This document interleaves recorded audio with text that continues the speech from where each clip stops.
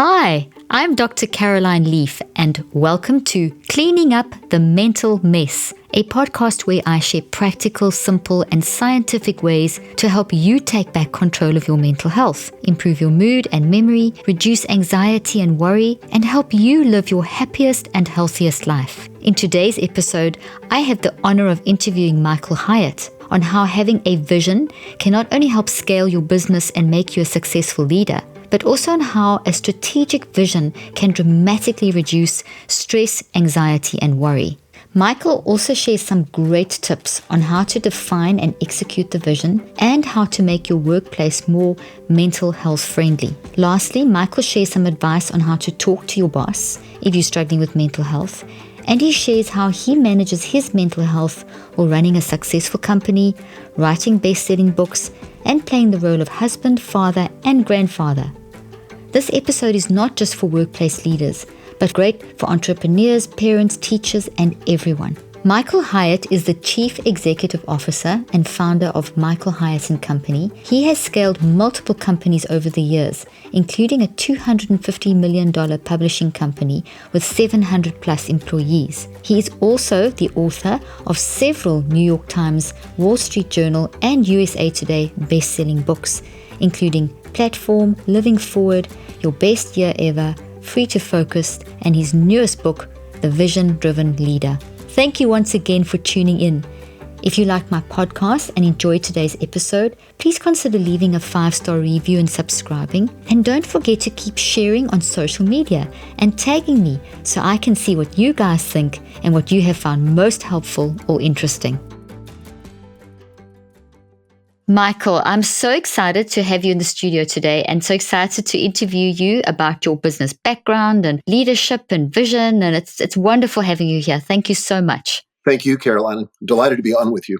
It's wonderful. Okay, Michael, before we start, just tell us a little bit about your business background and how you've become a leadership mentor to thousands. And then also your latest book, The Vision-Driven Leader. I spent most of my life in the world of book publishing. I got my big break, as it were, in the year 2000 when I became the publisher of Nelson Books, one of Thomas Nelson Publishers' 14 divisions. And in that role, I discovered that division was dead last in every significant metric. It had the lowest revenue growth.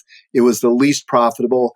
And the CEO asked me how long it was going to take to turn that division around. And I told him initially, I thought it would take 3 years. And I was kind of just guessing. But one of the things I went off and did was I created this written vision document, something I call in my new book a vision script, to turn that division around. And I learned firsthand the impact that vision had on my confidence as a leader, the alignment of my team, and the speed with which we were able to generate exponential results. We were able to turn that division around in a year and a half.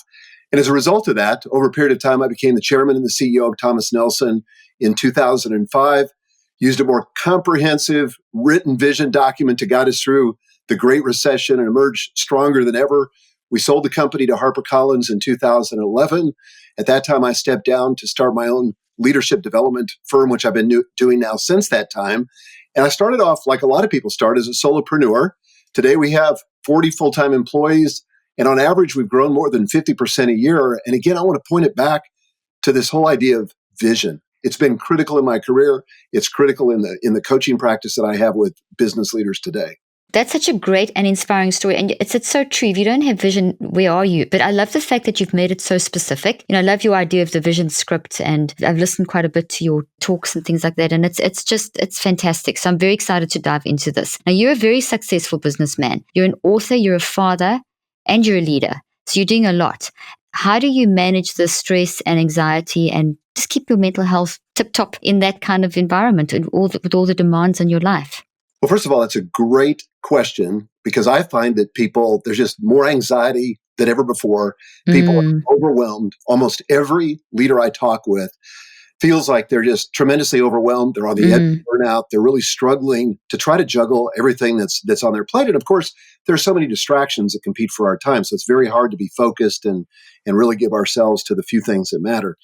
The great thing about a vision, and whether it's your business or your entire life, and so the new book, The Vision-Driven Leader, is really about creating vision for your business. But my previous book, Living Forward, was really about creating vision for your entire life, something I embarked Mm. on creating a life plan for the first time about 20 years ago. But the thing about a vision is it helps you get clear on where it is you're going and what's important. It kind of establishes the priorities. Without a vision, you don't have a filter to differentiate between what's important and what's merely a distraction. And one of the things that I've noticed with leaders is that the more successful they are, the more opportunities they encounter. And those opportunities are great. Mm. I mean, there's probably a point for all of us where we would kill for those opportunities, Hmm. but now they're overwhelming.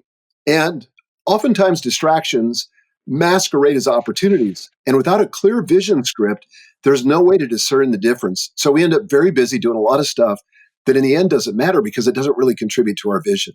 So I think having a clear vision, a clear destination enables you to have the kind of focus that reduces anxiety and enables you to move forward knowing that you've got the most important stuff covered. I love that answer. And you've obviously applied that in your life as well as in your family life, as well as not just in the business environment, having that clear vision. Yes, absolutely. I have 5 daughters. They're all grown now. I've got Wow. 9 grandkids. I've been married for 42 years. That's And amazing. I haven't done it all right. I've made my share of mistakes, but I tell you, having a clear vision really helps. It helps when you hit turbulence. I mean, in your life, Mm. even if you have a clear vision, it's not a guarantee that you're not going to encounter challenges and problems and all the kinds of troubles that people Mm. ordinarily encounter. But the thing that it does is it gives you a reason to press on when you want to quit. And I think that Oh, I inevitably, love that. Michael, I have to interrupt you there. That's so good. Say it again. so you're going to encounter problems and challenges in your life. But the thing a vision does, it gives you the motivation when you want to quit. Because here's Mm. the thing, once you get clarity on the destination, there's this little thing called the resistance that shows up. Stephen Pressfield has written extensively about this in his book, The War of Art.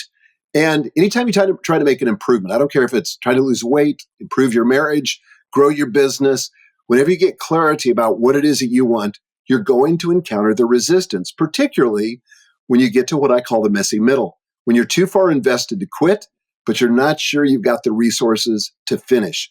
Having that vision gives you this kind of overarching why of why you need to be tenacious, why you need to persist, why you need to keep going when you want to quit. I don't care if it's running a half marathon or if it's trying to get through a rough patch in your marriage or trying to see your business through a difficult time. Having that vision can give you what you need to finish when you want to quit. Oh, that's so good. That's very, very important. And I love how you explain the fact that there's so many opportunities now in this modern era that sometimes we get confused between the opportunities. Sometimes they're actually a distraction and not an opportunity. That's fascinating that you explain it like that. So people think that they're actually pursuing an opportunity, but is it really an opportunity? Well, true. And these can actually be your undoing. In fact, I would say Mm. that opportunities that are unrelated to the vision can be a huge threat to your business. And I tell the story in the book about when I started a publishing company back in 1986 with a very good friend of mine, my business partner, and we experienced some enormous success right out of the gate. We had a New York Times bestseller. Everything seemed easy. We were signing authors left and right. And unfortunately, because of that, a lot of opportunities came flying at us. So we started publishing children's books, then gift books, then reference books. We even did a big, giant Bible project. But that was our undoing because we didn't have a clear vision. Everything was a yes. We didn't have any framework for saying no. And so that became our undoing. We started to fragment our focus, split our attention, divide our resources. And that business in 1992 went bust. Not because we had lack of opportunity, but because we had too many opportunities without a clear vision. And it's one of the reasons why I became so convinced that I needed to write this book, because I saw a lot of businesses go through that same cycle of initial expansion and growth, and then they're undoing because they didn't have a vision that helped them discern the difference between an opportunity and a distraction. A vision helps you discern between an opportunity and a distraction. That is incredible because in this day and age, there are so many opportunities to see another opportunity. So that's amazing. So the vision script, and we're going to talk about that. Well, Matt, do you want to dive into that now? I mean, it sounds like that's a really good mental health tool. Just having an understanding of this concept Sure, of the vision script. Yeah, well, let me just say a little bit about what it's not, because I think that sometimes leaders, when they think about creating a vision, I mean, all of us know that we need to have a vision for our business, Mm-hmm. but it seems so daunting. It's like, well, I'm not that charismatic, or I almost have to be clairvoyant, or some kind of mystical process, and maybe I need to go out and pray, and this thing's going to come down from heaven, and then I can go back and share it with the team. And as a result of that, I think a lot of leaders bail out of the process before they start. They just go, I'm not that smart. I'm not that clever. I'm certainly not clairvoyant. There's no way I'm going to come up with what a vision is for my team. Well, it's not that hard. You just got to make the space for it. I think one of the first things we have to get over is that this isn't going to be what's sometimes called a vision statement. Some short, clever, pithy thing that you could put on a coffee mug or put on a t-shirt. No, it's going to be more robust than that. This is going to be a document that I call a vision script that is basically going to be a 3 to 5 page document that looks at the state of your business, a future state of your business, 3 to 5 years out, that it's going to describe a superior state, one that's better than the present. You're going to write it in the present tense, and it is going to be written. So it's critically important to write this down, Caroline, because there's something about writing that breeds clarity. Thoughts disentangle themselves, passing over the lips and through pencil tips. I'm not sure who said that, but it's true. There's something about writing. I love that. Yeah, I love what you just said, that quote. And you know what, Michael, you are speaking to my audience that know that I push writing and I teach all the brain science behind it. And it really does. I mean, you've described it disentangles your thoughts. And it really does. It changes the way that the structures of the brain function, how the energy flows, because your mind uses your brain. Your brain's just responding to your mind. So when you write things down, you are creating a very healthy brain environment and releasing a flow of energy that enables you to get more wisdom. You literally operate at a higher level.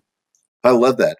Well, and it's the first step in the creation process. I don't care if you're writing a book or if you're, building a house or whatever it is, you got to see it first and then you gotta write it down or commit it to something that you can transmit to others. But that very process of writing forces clarity. And as you know, there's a part of that actually begins to rewire your brain. And so one of the things that we say to people is that you need to write it in the present tense. That's now, the interesting. reason for this, why this is important from my perspective, and you can inform me with the brain science behind this, but my understanding is that your brain can't actually differentiate between something vividly imagined and something actually experienced. So, for example, in the world of athletics, in professional sports, the mental rehearsal before a game is as important as the rehearsal on the field. So I tell the story about Michael Phelps, who was an Olympic swimmer. And a reporter asked him after a race, he said, "Hey, I noticed before you went off the blocks, before you started the race, that you looked like you were staring into space." He said, I'm just have to assume that you were rehearsing the finish. And he said, "No." He said, "I was actually rehearsing every single stroke." And he said, "That's a discipline that I do every day. I see myself performing. Not only do I practice swimming, but I do the mental rehearsal." And so I think that writing the script in the present tense begins that process of seeing it become a reality.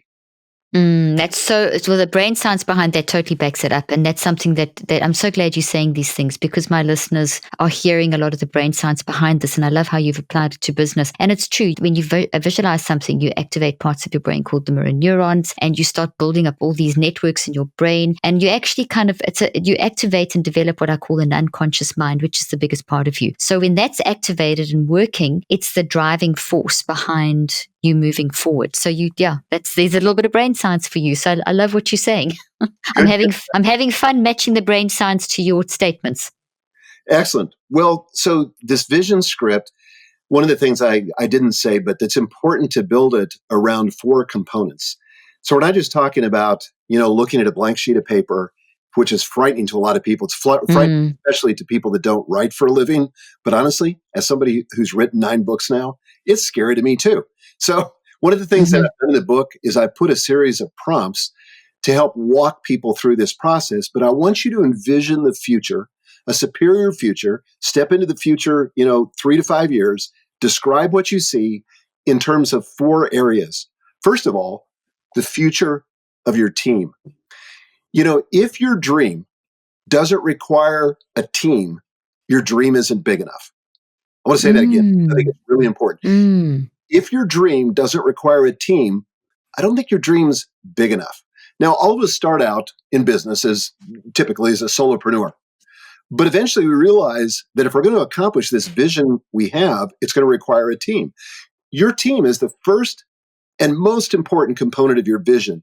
They're the ones that are going to help you bring this vision into reality. So the kind of people that you acquire or bring to your company, the culture that you're creating inside of your company, all that's critically important. The culture is so important because culture, largely unseen by a lot of leaders, is kind of the unseen force that drives operating results. A lot of leaders don't realize this, but a culture can make you or break you. So you have to be able to envision it. So the future of your team. Then the future of your products. What are the products that you envision producing? And more importantly, what is the transformation they create? Nobody ever bought a product because they wanted that widget. It's not the car, for example, that you buy. It's the transformation that you hope to get. Maybe it's the status, maybe it's how you feel about it, a feeling you have, but it's some transformation that you get by means of that product. So what is that? Describe that in your vision script. Then the future of your marketing. How are you going to reach your audience? And then finally, the future of your impact. What do you see financially? What do you see in terms of the reach, the size of your audience, the number of customers, all of that? Anything that you could objectify, put it in the future of your impact. So those 4 components comprise the vision script. Oh, it's brilliant. I love it. And it's so straightforward, so practical, but it's in depth. And you've really distinguished between the vision statement that everyone knows about a vision statement. You've actually taken this to a whole different level, having a vision script. And it's so clear, those 4 points. So people need to get this book. We're going to put all the details in the show notes. And this is a book I strongly recommend that everyone gets their hands on. It's fantastic. I'm very excited about this. Many of you ask me what multivitamin I take and why I take one. Well, after doing extensive research to find the best one for my body, I came across Ritual, and I absolutely love it. Ritual's essentials have the nutrients most of us don't get enough of from our food, all in their clean, absorbable forms. No shady additives or ingredients that can do more harm to your body than good. 2 easy-to-take capsules provide 9 nutrients that you need to support a strong foundation for your health. For me, transparency of ingredients and their sources were a deal breaker in what I wanted in a multivitamin. So many vitamins out there have such questionable ingredients. But Ritual is traceable and transparent. For obsessive label readers like me, all of Ritual's vegan-friendly, sugar-free, non-GMO, gluten-free, and allergen-free ingredients and their sources are out there for the whole world to see. With Ritual, I know what I'm getting and what I'm putting in my body. No questions or concerns. Better health doesn't happen overnight. And right now, Ritual is offering my listeners 10% off during your first 3 months. Fill in the gaps in your diet with Essential for Women, a small step that helps support a healthy foundation for your body. Visit ritual.com/Dr. Leaf to start your ritual today. That's 10% off during your first 3 months at ritual.com/Dr. Leaf. The link will be in the show notes. Tell us about the difference that having a clear vision makes in the effectiveness and success of a leader. Now, you've touched on this, but if you can go a little bit deeper. Sure. There's a big study that I quote in the book where it talks about what employees look for in a leader. The number one thing that if you take the cross-section of all people who are working in business, the number one thing they look for in a leader is integrity. That's not a big surprise. The number 2 thing they want is a leader that has a vision for the future.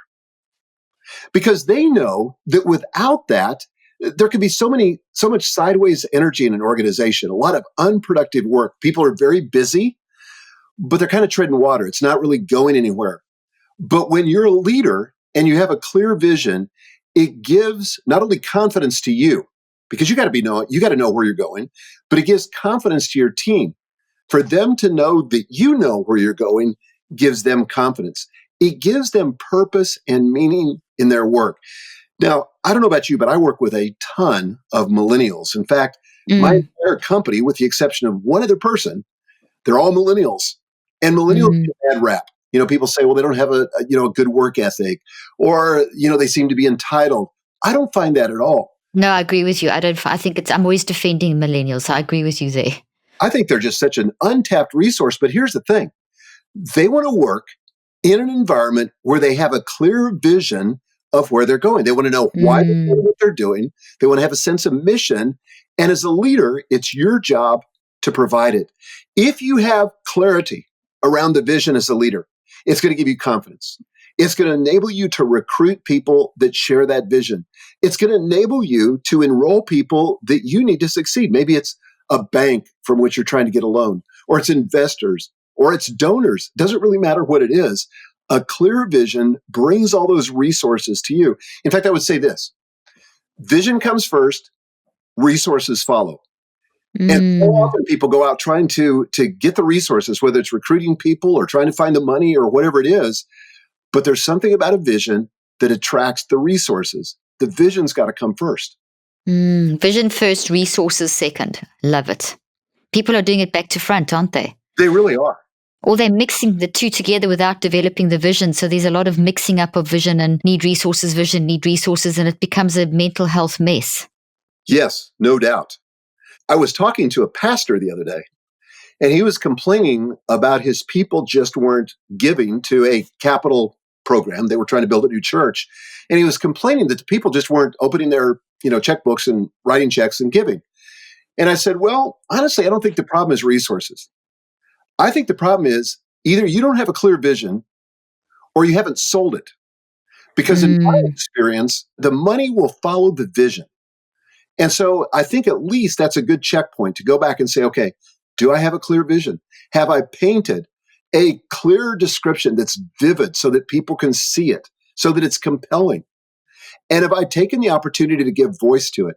This is another problem that a lot of leaders have, is they don't articulate the vision. It's got to be clear, which means that it can't be ambiguous. It's got to be concrete.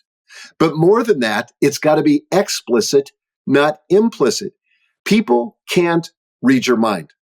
I don't care if it's your wife, your husband, your best friend, your closest workers. They can't read your mind. You are the only source of a voice that the vision has. And so once you get the vision, it's not enough. This isn't just a once and done thing where you commit it to paper, put it on the shelf, and then watch it come to pass. We're not talking about some, model of execution. Remember that book, The Secret? I do. The law of attraction. If you just conceive it that, the universe will conspire and it'll come to your doorstep. I don't believe that. No, there's a lot more involved than just that. A lot more involved in that. I mean, it starts certainly by getting the clarity on the vision. But then you've got to do more than that. You've got to give voice to the vision. You've got to remind people of the destination where we're going, because people get lost in the daily activities. They get lost in the grind of execution. I remember during the Great Recession, the year was about 2009, and I was really frustrated. I was the CEO of Thomas Nelson at that time, and we were experiencing a downturn in our business like all the other publishers were, and like lots of businesses were all around the world.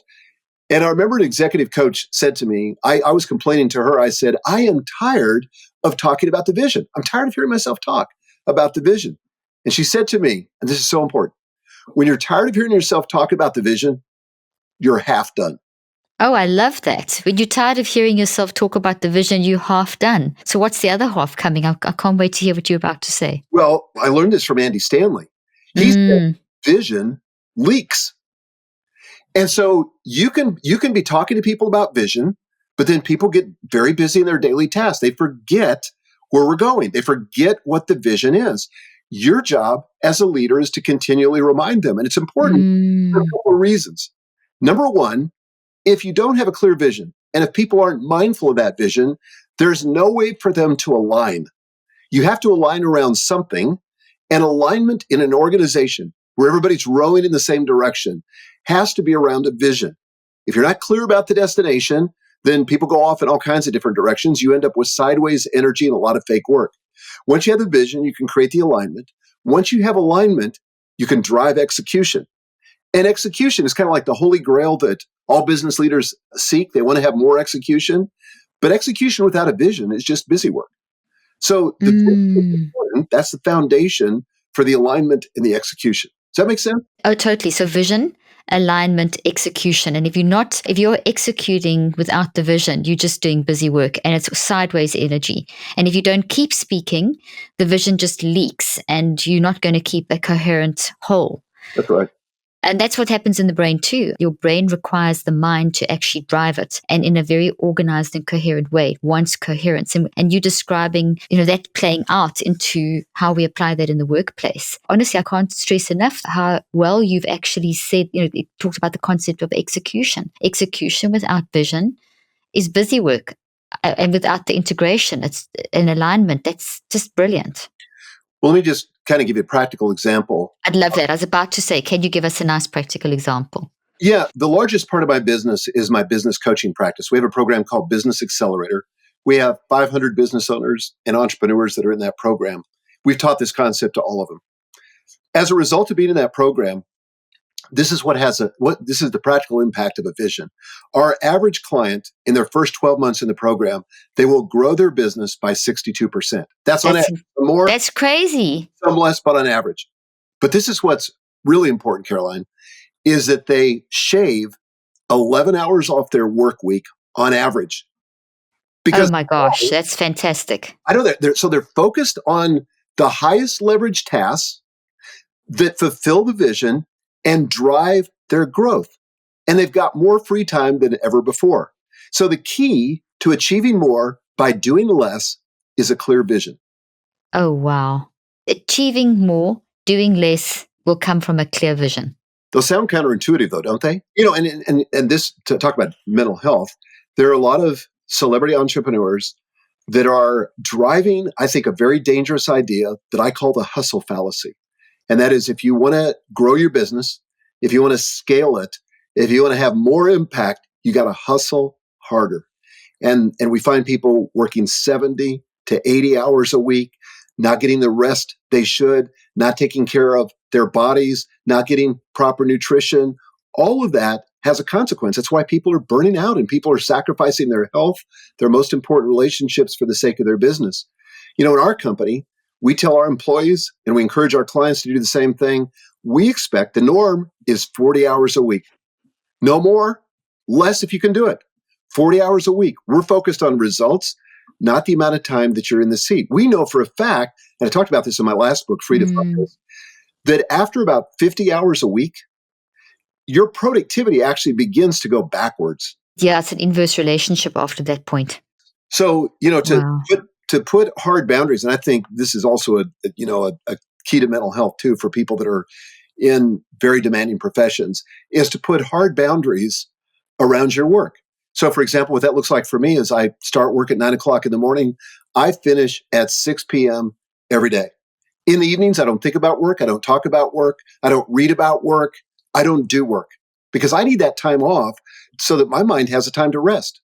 And so I actually have hobbies. I don't work on the weekends. We encourage our clients to do the same thing. Last year, I personally took 162 days off, but my business grew over 65%. That's crazy. You took 162 days off and your business grew over 62%. And that, you say, that's coming from having a clear vision. It comes from having a clear vision. And the same is true for my company. My people take a lot of time off. We have unlimited PTO, so unlimited pay time off. So they take it whenever they think they need it. We want people to come to work rejuvenated, ready to work, and give us their best, most focused work. Wow. This is revolutionary. I mean, there's certain things you're saying that I hear from people and people in business, but the concept of hurry sickness, that you call that hustle factor, I call it hurry sickness, whatever, is what's driving people. People honestly think that the busier they are and the more, as you say, the more harder you work, that's how you're going to get there. But you're actually saying the opposite. And that goes so much in alignment with just how the mind and brain work. Your brain can't keep going. Your mind's always going. So you have to actually force your mind to rest. And that's what you're describing in this. I mean, that's phenomenal. You took 162 days off and you had a 62% growth in your company. Yeah, it's kind of crazy. And I kind of see myself as sort of the lab rat. If it doesn't work for me, it's not for anybody else. And then I see kind of the other lab is my coaching clients. I want it to work for them. I want to not only get the results for myself, but I want to get it for them. And I don't want to export what's not working in my company, in my life, and in the lives of my clients. But this is something, honestly, that makes all the difference. Having a vision, having clarity about where you're going solves so many other problems. It enables you to say yes to the things you need to say yes to, but more importantly, it gives you the means by which you can say no to all the things that clamor for our attention. And I don't know about you, but I have to confess, I'm a recovering people pleaser. And so it's hard for me to say no. I had to say no yesterday to a really important request, but the only way I was able to do it was because of this vision. Contribute to the vision, then it's a no. And certainly, once you get a vision, doesn't mean you can't revisit it. Certainly, you're going to revise it from time to time. But having that clarity just really gives you a track to run on in the present. Oh, that's incredible. It's just such simple wisdom. It's really basic, practical things that you're saying that are very realistic and kind of, I get a sense of peace. I think, wow, like almost a sense of relief that you don't have to keep working these hours, that you can. I think this is going to help so many people.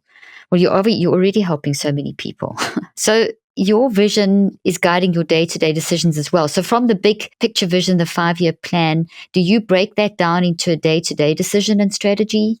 Yes, absolutely. So this is critical. And one of the things I might just talk about for just a minute. Please, go ahead. How do you get to this vision script and then what you do with it in terms of Please do. So, what I recommend is that people schedule a time on the calendar to actually do this deep work, to walk through the process of creating the vision. So read the book, obviously, The Vision Driven Leader, and then schedule a day. In my experience, what gets on the calendar is what gets done. So schedule a day. Don't worry about what you're going to do when you get there, because I'm going to walk through all that in the book. But go away, walk through the prompts in the book. And I've actually got a tool that I'll tell you more about in a minute called the Vision Scripter tool, which will walk you through, take you by the hand and walk you through the process. Once you come up with what I would call a rough draft of that script, you're going to go back to your inner circle back at the office. So you're not Moses coming down from Mount Sinai, with the 10 Commandments. This is a rough draft. And you're going to give your team something like this. Look, I've been thinking a lot about the future, and I've written down some things that I think can really guide us towards creating a bigger, better future that's going to be compelling for all of us. But I need your help to get it right. There's probably things I've missed. There's things that need to be tweaked, but I need your input so that it's right. And so then open up a conversation. So start at the highest level, not everybody in your company, but your inner circle, and begin to have this conversation. It may take you several weeks. It may take you a few days, but have a conversation about the vision. Fine tune it, get it better. Then roll it out to the next group, and then the next group, and the next group, till you can finally roll it out to the entire company. So that's kind of the process. And I go through this in detail in the book. Then the vision script can be the very first and most important thing you do in a formal strategic planning process. So we go through a strategic planning process at my company once a year. I did this when I was at Thomas Nelson. I did it in my companies before that. But sometimes early in my career, this was the missing piece. We always start with the vision. Then that has to get distilled into what is the annual plan. So in other words, if this is our vision 3 to 5 years in the future, and by the way, we typically recommend for most of our clients that they start with 3 years. Beyond that, it's probably guessing as fast as everything is changing. Less than that, it's probably not strategic. So let's just say 3 years. Okay. I like the 3 years. Yeah, I do too. And so distill that down into, if 3 years is the vision, what are the goals for this year that are going to get us on track to realize that vision in 3 years? Then once you get the annual goals, and by the way, I talk about this in my book, Your Best Year Ever, but I talk about 7 to 10 goals, no more, for the year. And then boil that down to 2 to 3 goals for the quarter. And then each week, you're looking at your quarterly goals and you're establishing your weekly priorities. And I encourage people to focus on the big 3, the weekly big 3 priorities that will really drive the results forward if they get those accomplished. So there's probably a gazillion things you have to do this week, but not every task is created equal. If you had to focus on the three that are the most important and you got nothing else done, what are the three most important? And then, get this, then the daily big three. So this is the process I go through every morning. I love that. You explain it again. Yeah, so the vision script for 3 years, you're going to have 7 to 10 goals for the year, 3 goals for the quarter, 3 priorities for the week, and then 3 big tasks for today. Now, love it. So we've surveyed our audience. We find that the average person who uses a task list, and that's almost everybody, they have 15 tasks. Okay, so I don't know what your list is. That's funny. Has 15. Now, here's the interesting thing. When you have 15 tasks, you wake up in the morning feeling overwhelmed because you know you're not going to get those 15 things done today, right? So even if you get 8 of them done, there's still 7 left undone. So your head hits the pillow at night and you feel defeated because you didn't get through your task list. Well, the Pareto principle says that 20% of the effort drives 80% of the results. 20% of 15 is 3. There's probably only 3 of those 15 tasks that really drive the important results. So why not on the front end, just identify those top 3? What are the 3 biggest tasks that I get done? If I don't get the other ones done, that's fine. I'm going to declare victory if I get these 3 done. Do you realize that that's an incredibly strong mental health tool that you've just described for a leader and for an employee and for a person in general? Just what you've described. That's a really good mental health tool. I think it is too, because I want people to leave the office feeling a sense of accomplishment, feeling a sense of satisfaction, feeling like they didn't get everything done, but they got the most important things done. Therefore, they can close the book on work, go home and give themselves, be fully present to their families, do appropriate level of self-care, and not have to think about work till the next morning. But that's why people can't uncouple themselves from work. Why if they don't create these boundaries about work and use constraints like what I'm talking about, work is never ending. They're thinking about it all the time. And that's not good for mental health. No, that's exhausting and it drains you and eventually it will wear you down. It definitely will, because it's just, a lot of people, just on that note, a lot of people will talk about the fact that their work is their passion and it's their interest. And I mean, I get that because I love brain research. So for me to relax and read a study is not something that's difficult for me to do. And I apply that in my work too. So it bleeds, that very often will bleed over into the evening. I know that works with me, but how would you advise someone? Would you say that one should actually pull out completely, even if it's something that you're very interested in? Because this is a discussion I've had with quite a few people. I'd love your input on that. Does that make sense? Have I asked that clearly enough? Totally. I remember talking about this for the first time to one of my closest friends. And I said, buddy, you need some hobbies. And he said, my work is my hobby. I love it. And I said, but here's the thing. If you engage in a bona fide hobby, it gives your mind, or at least that part of your mind, an opportunity to rest and to develop other skills, to develop other interests. First of all, it's going to make you more interesting as a person. Second of all, it's going to make your life richer and fuller and give you opportunities to learn things that are not being activated in your brain by your profession. So let me give you an example. So I love fly fishing. When I'm out fly fishing, it gives me an opportunity to take my mind off work and to focus on something that's completely unrelated to my work. I come back rejuvenated. It's easier for me to focus. It's easier for me to be more productive. Another hobby that I developed over the last few years is I play the Native American flute. So again, it's a conversation starter. It gives me an opportunity to create in a way that I don't create at work because I'm creating music. It gives me an opportunity to develop myself intellectually in a way that I don't get to do at work. So, and I talk about this in Free to Focus, sort of the case for developing hobbies. But I think hobbies are so important and make us just more interesting, more developed, more whole people. So I think lay your work down is helpful. I love that. And I think that's just it. People almost need to be given permission to do that, don't they? It's almost like people are so driven to work, but then also to, like we were talking about, your work is your passion. there's a lot of people in that position. But this hobby thing kind of breaks that. And there's so much brain science behind that too. There's so much description of when you challenge your brain with something completely different, it goes to another level. And you've got to make that decision with your mind to do that anyway. So then you're giving your mind another direction to think about, which also relaxes your mind and develops your mind. So that's very, very important. I love that. So it's the discipline of choosing to actually switch off at the end of the day and do something that's unrelated to your work. There's such huge value in just play. And there's been a lot of research around this on the value of play for adults. We kind of give up and we think, we don't have permission to play any longer.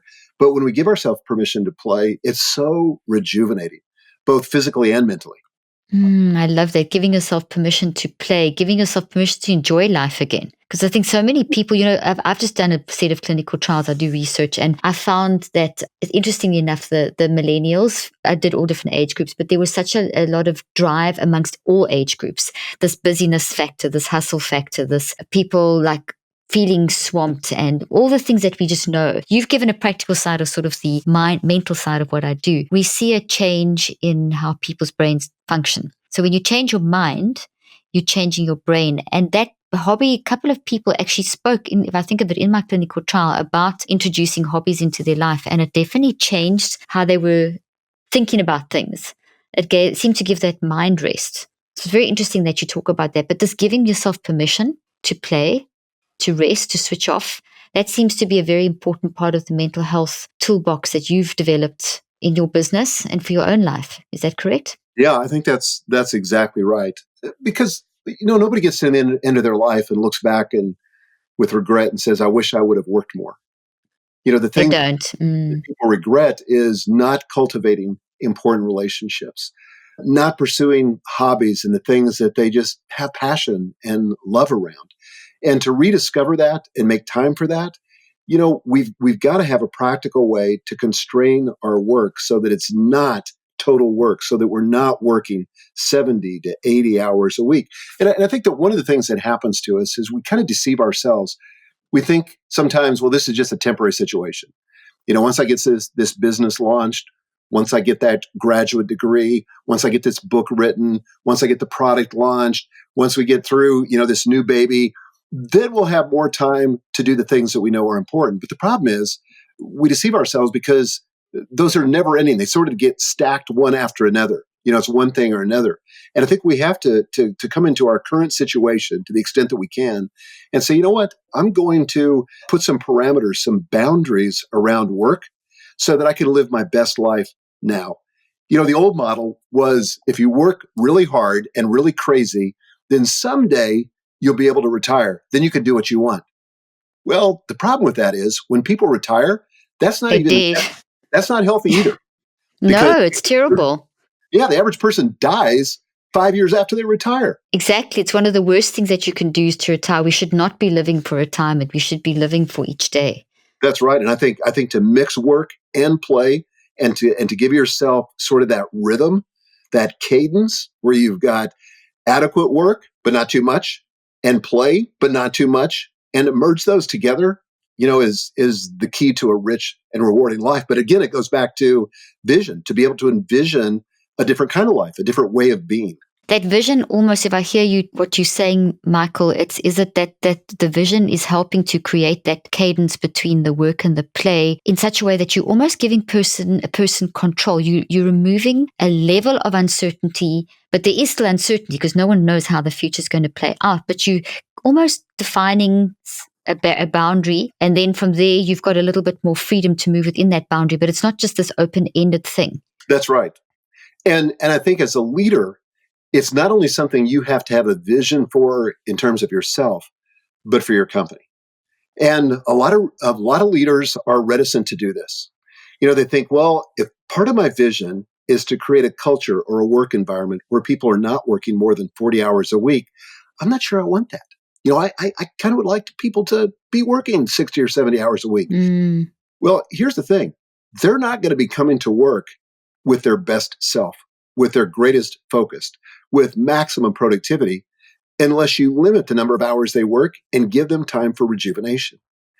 And so in our vision script for our company, one of the things that we're very clear about is that we want people, and sometimes there's emergencies or, things that would require more hours, but for the bulk of the time, we want them working no more than 40 hours a week. We want to give them unlimited paid time off, which I know sounds crazy. And frankly, the time I thought about doing this with my company, I thought, oh my gosh, people are going to take advantage of this. They're going to never work because they can take as much time off as they want. I'm going to tell you something. This is crazy. We still have to beg people to take time off.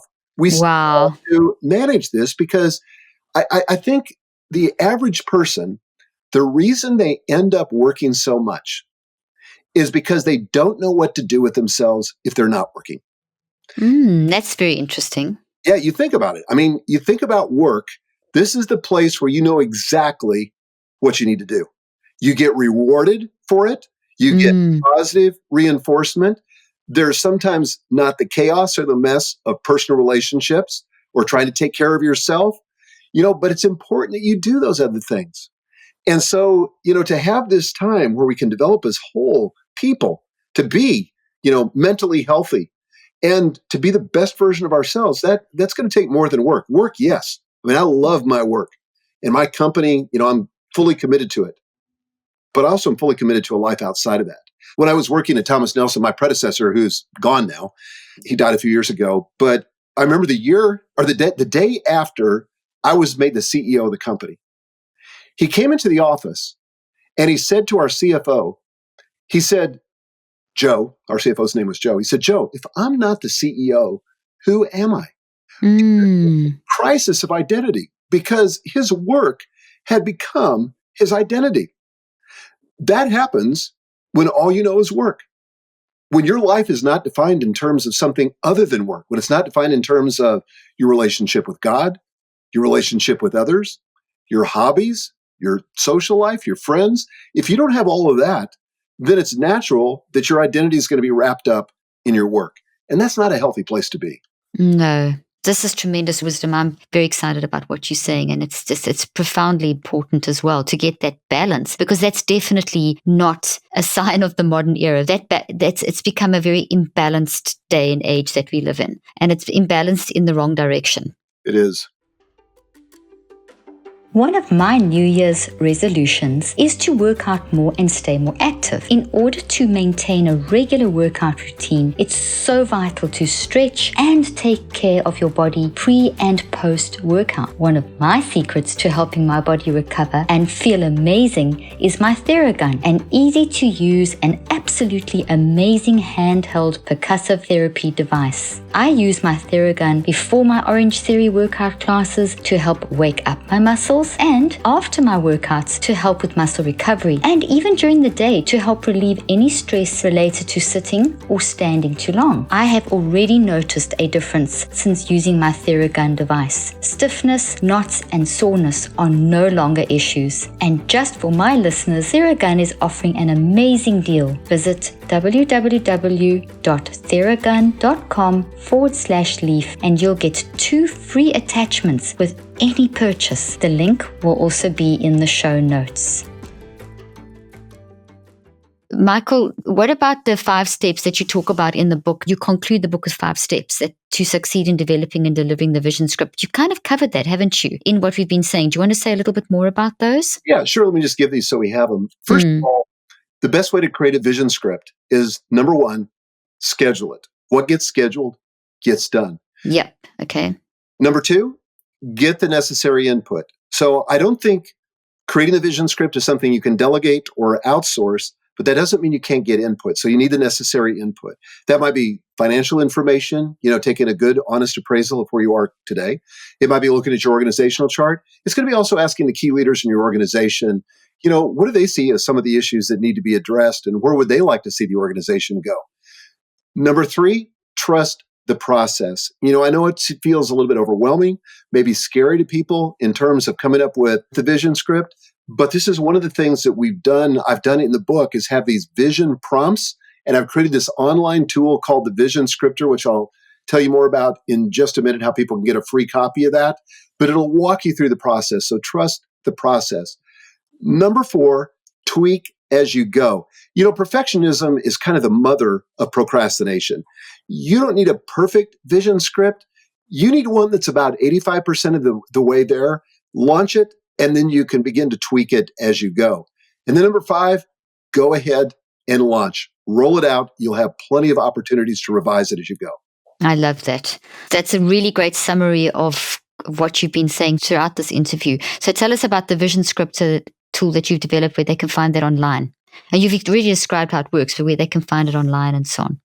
Yeah, so here's the deal. If you buy the book before April the 4th, 2020, from any retailer you want, whether it's Amazon or Barnes & Noble or your local retailer, just save the receipt and then go to visiondrivenleader.com /Dr. Caroline, okay, / Dr. Caroline. And there you'll get over $600 in bonuses, including the Vision Driven Leader audiobook that's read by me, the ebook of my previous book, Free to Focus.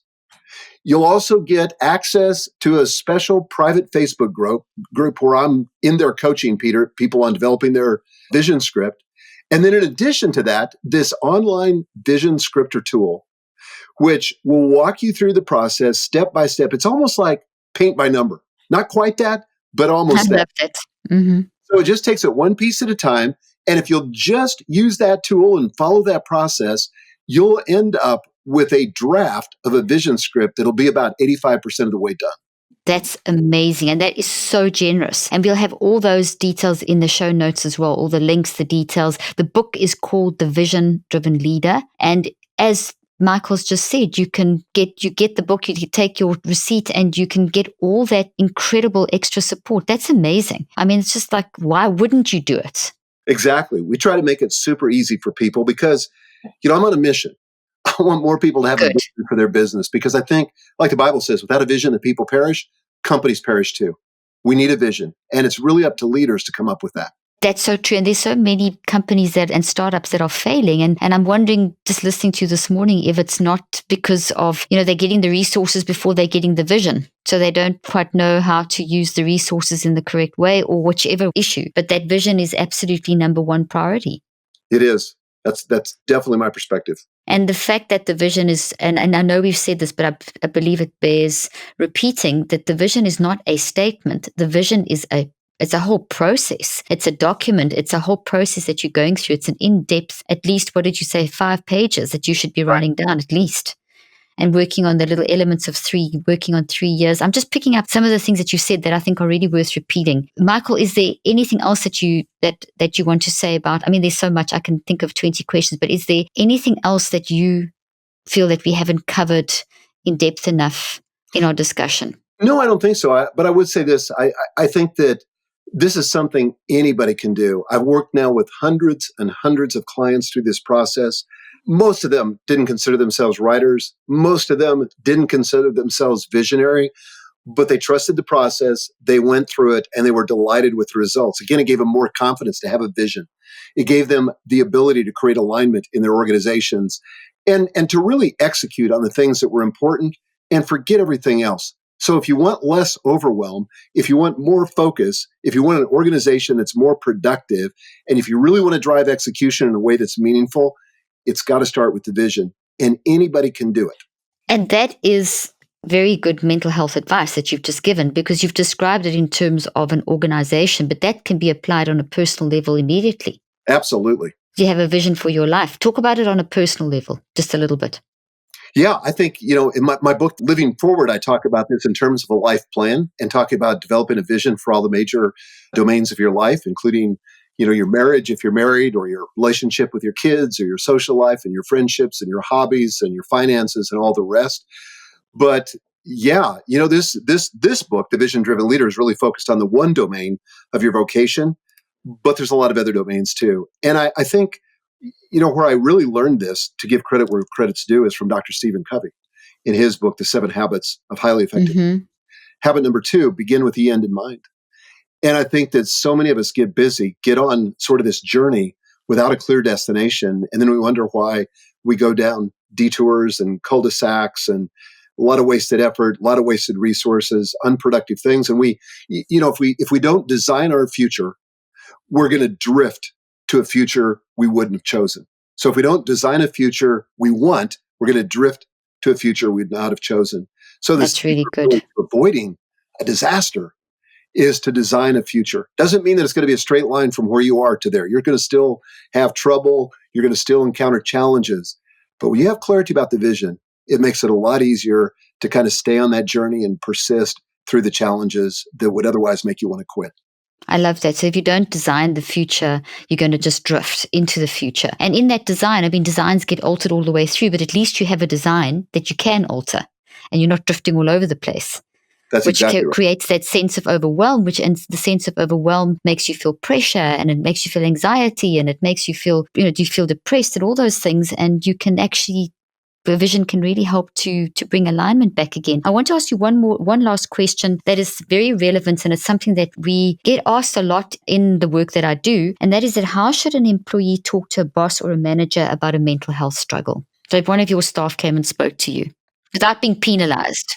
Because there's a lot of environments that will actually, see you as the crazy person. We will be all crazy. I mean, a study just came out of Yale recently that there is no normal brain. And that's the work that I do. That we can't say that everyone battles. And the stigma around mental health is terrible. And just, we've got to normalize the playing field that we all battle. We all get overwhelmed. We all experience depression. Like you said, we've got to give ourselves permission to play and to stop working and to have that distinction between work and rest. And the same thing with mental health. It's not something that is only for certain people. Mental health is for everyone. Absolutely. And I think that everybody struggles. And I think, I speak mostly to leaders. So the thing that I would say to them in terms of creating a safe environment for people to come forward, first of all, be vulnerable with your own challenges. I've spent years in therapy. It's been one of the best investments I've ever made.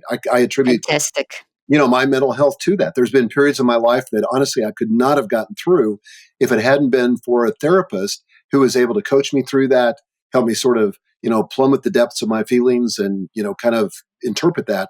So and certainly we have people in our own organization that come forward from time to time that are struggling with some aspect of mental health. And I think, as you said, we just try to normalize that. It's not a big deal. We don't stigmatize it. We want to give them the help and the resources they need to get through that. So, I don't know what I would say to the individual. I think obviously you've got to discern what the environment is and how it's going to be perceived. But usually it seems to me today there's more awareness around this. Certainly if you have somebody that's on the HR team, they've been schooled and versed in this and, hopefully have created a safe environment for you to go to be honest.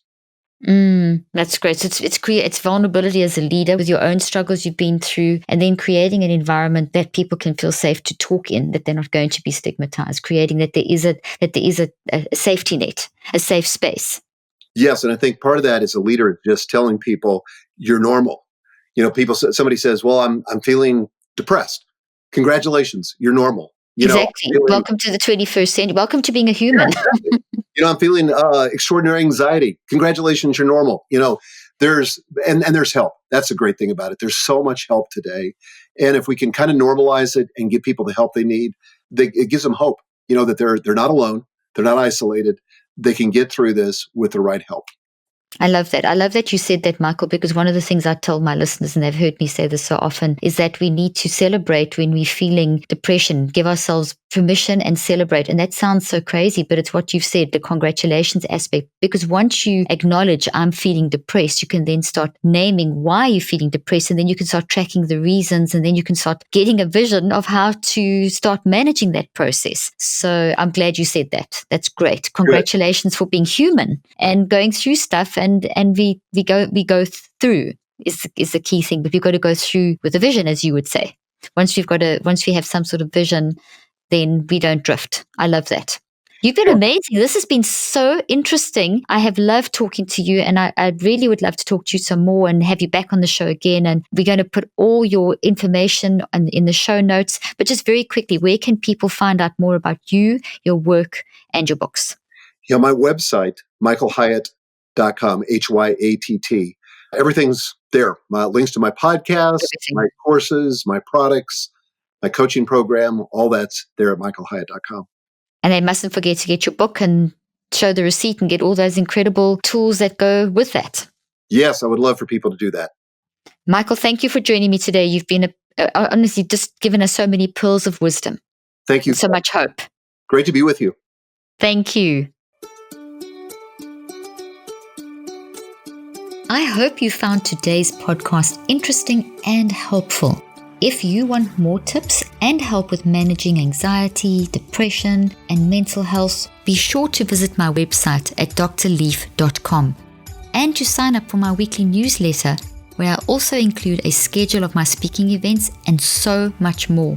And follow me on social media. I'm on Twitter, Facebook, and Instagram. Just look for Dr. Caroline Leaf. Also, I love seeing all your posts on social media about this podcast. I love seeing what resonates with you and what you've learned. So be sure to continue posting and tagging me and letting me know what you think and how these tips worked out for you. And don't forget, leave a review and keep spreading the word about this podcast. Thank you for joining me today. I really hope you learned something new and helpful. Till then, I'm Dr. Caroline Leaf.